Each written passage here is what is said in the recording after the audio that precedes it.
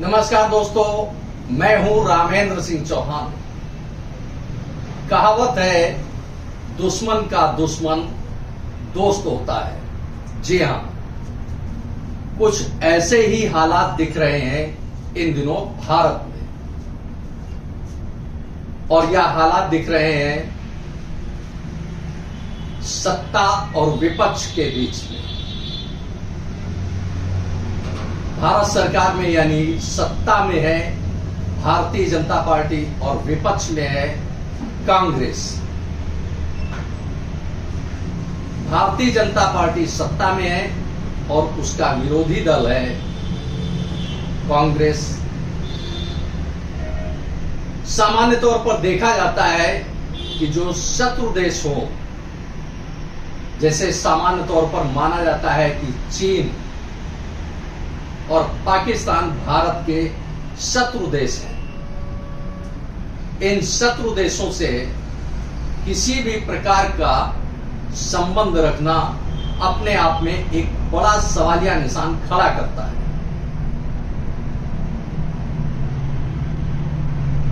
शत्रु देश या यूं कहें कि चीन और पाकिस्तान लगातार कुछ न कुछ ऐसा करता रहता है जिससे भारत की सीमाओं पर तनाव बढ़ता है। बात चाहे डोकलाम की हो, लद्दाख की हो, अरुणाचल प्रदेश में तवांग की हो, पैंगोंग घाटी की हो, इन सभी इलाकों में यह सभी इलाके करीब करीब चीन और भारत की अंतरराष्ट्रीय सीमा क्षेत्र से लगे हुए इलाके हैं। लद्दाख में या यूं कहें कि अंतरराष्ट्रीय सीमा पर लद्दाख के क्षेत्र में चीन की जो घुसपैठ है, जो तनावपूर्ण स्थिति है, वह करीब 2-2.5 वर्षों से लगातार चली आ रही है। अभी कुछ समय पहले या कुछ समय पहले अरुणाचल प्रदेश के तवांग इलाके में चीन ने घुसपैठ की कोशिश की थी। अभी कुछ समय पहले या अभी हाल में चीन ने अरुणाचल प्रदेश के तवांग सेक्टर में घुसपैठ को करने की कोशिश की। जैसा कि खबरों में दिख रहा है, खबरों में, अखबारों में खबरें हैं, चर्चाएं हैं कि चीन ने अरुणाचल प्रदेश के तवांग इलाके से घुसने की कोशिश की। अंतरराष्ट्रीय सीमा क्षेत्र में अरुणाचल प्रदेश के तवांग में चीन के करीब 300 सैनिक जबरिया भारतीय सीमा क्षेत्र में घुस आए। सोशल मीडिया पर इसके वीडियो भी आए, लोकसभा राज्यसभा में इस पर सवाल उठे, चर्चा हुई। तवांग में जिस तरह से चीनी सैनिकों ने दखल दिया और घुसने का प्रयास किया, हालांकि इस घुसपैठ का भारतीय सेना ने मुंह तोड़ जवाब दिया। संसद में, राज्यसभा में सरकार ने सेना की स्थिति रखी और सीमा क्षेत्र में यानी सीमा पर तवांग में जो कुछ हुआ उसे रक्षा मंत्री राजनाथ सिंह ने सरकार के जरिए यानी सरकार का पक्ष रखा। गृह मंत्री अमित शाह ने भी सीमा क्षेत्र पर जो हालात हैं उनको रखा और स्पष्ट किया, देश के गृह मंत्री अमित शाह ने स्पष्ट किया कि भारत की 1 इंच भूमि भी चीन के कब्जे में नहीं है, जबकि देश के रक्षा मंत्री राजनाथ सिंह ने कहा था कि घुसपैठ करने की कोशिश की गई, लेकिन भारतीय सेना ने उन्हें खदेड़ दिया। तवांग में यानी अरुणाचल प्रदेश के तवांग सेक्टर में चीन की यह इसे बेजा हरकत कहें या उसकी दखलंदाजी कहें या घुसपैठ कहें, वह लगातार पिछले काफी समय से चल रही है। अभी हाल में तवांग में 300 सैनिकों ने अपनी नियमित गश्त के दौरान भारतीय सीमा क्षेत्र में दखल देने आदम किया, जिसका भारतीय सेना ने कड़ा विरोध किया और उनको खदेड़ दिया। यह खबरें अखबारों में है, सुर्खियों में है। यह तो बात हो गई, इससे स्पष्ट है कि चीन भारत का शत्रु देश है, जो वह लगातार किसी न किसी रूप में, किसी न किसी दृष्टिकोण से वह दखल देता रहता है भारत की सीमा क्षेत्र में। इससे साफ हो जाता है कि चीन और पाकिस्तान कश्मीर और उसके आसपास के इलाकों में वह कुछ न कुछ बेजा हरकत करता रहता है। कभी आतंकवाद को बढ़ावा देता है तो कभी घुसपैठ करने की कोशिश करता है। इस तरह से देखा जाए तो पाकिस्तान और चीन भारत के शत्रु राष्ट्र हैं। अब शत्रु राष्ट्र से संबंध रखना राजनीतिक दलों के लिए कितना उचित है, कितना अनुचित है, यह एक अलग विषय है, अलग बहस का विषय है। लेकिन शत्रु देश से किसी भी प्रकार की आर्थिक सहायता लेना एक बड़ी बात है, और कांग्रेस इसी चक्रव्यूह में एक बार फिर फंस गई।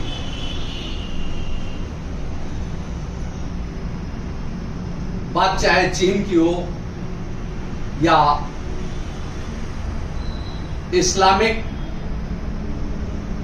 सपना देखने वाले जाकिर नाइक की हो।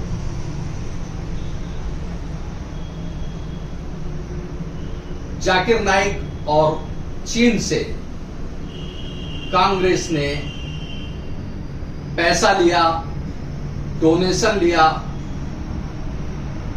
इसको लेकर संसद में एक बार फिर बवाल खड़ा हो गया।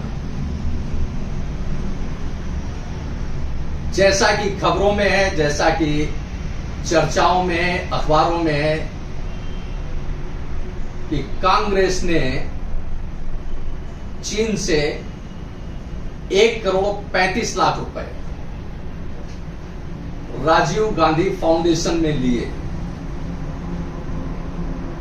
इतना ही नहीं, 2011 में कांग्रेस ने जाकिर नाइक, जो इस्लामिक धार्मिक नेता है, कथित धर्म के प्रचारक हैं, या यूं कहें कि जाकिर नाइक से जो पैसा लिया गया उसको लेकर सवालिया निशान उठ रहे हैं कांग्रेस पर। जाकिर नाइक से कांग्रेस ने 2011 में अपने ट्रस्ट में, अपने फाउंडेशन में करीब 50 लाख रुपए लिए थे। गृह मंत्री अमित शाह ने कहा है कि वह बताए, यानी कांग्रेस या बताए कि जाकिर नाइक से 50 लाख रुपए लिए और उनका क्या किया।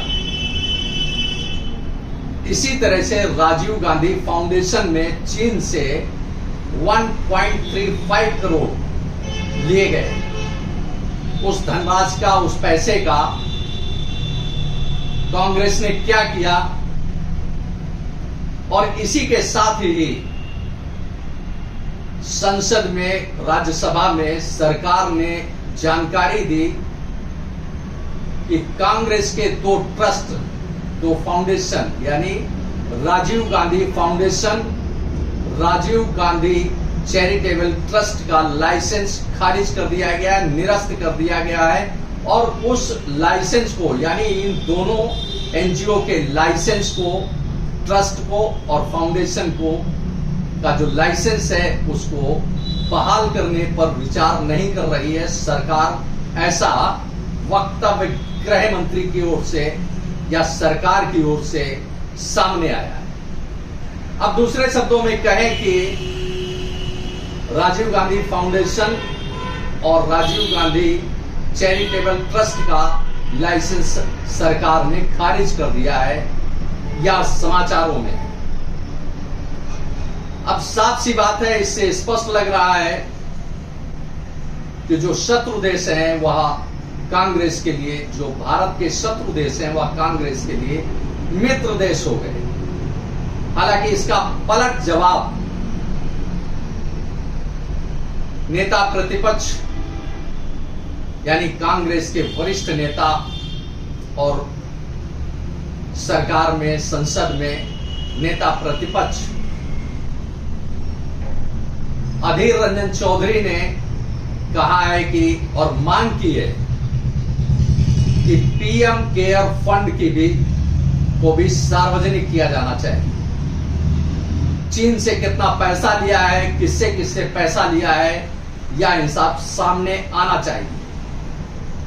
जाहिर सी बात है कि अगर राजीव गांधी फाउंडेशन ने पैसा लिया है, राजीव गांधी चैरिटेबल ट्रस्ट ने पैसा लिया है, तो जब उस पर उंगलियां उठ रही हैं कि शत्रु देश से, यानी शत्रु जो शत्रु देश है उनसे पैसा लिया गया, तो पीएम केयर फंड में, जैसा कि अधीर रंजन चौधरी कहते हैं कि चीन से जो पैसा आया है पीएम केयर फंड में, उसे सार्वजनिक किया जाए।